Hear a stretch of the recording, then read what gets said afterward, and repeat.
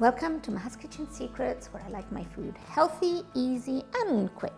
Today, it's a recipe everybody loves, falafel.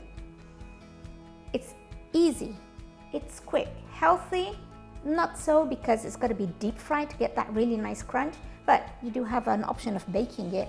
It's your own personal preference. I've got chickpeas, which I soaked the night before. I washed them a few times and I drained it from all the liquid. It needs to be dry. Salt, cumin, coriander powder, bicarbonate soda, and I have an onion, which I'm going to roughly cut.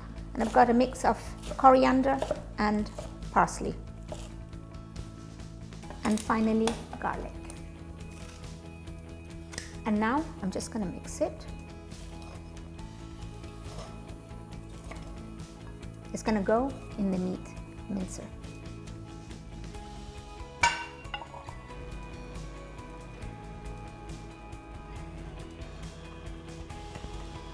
If you have the mold for making the falafel, great. If you don't, you can just mold it into discs with your hand and deep fry it. But if you're using the mold, you have to follow this method. Water.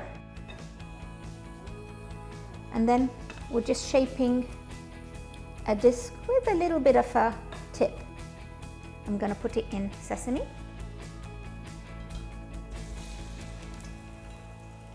And repeat.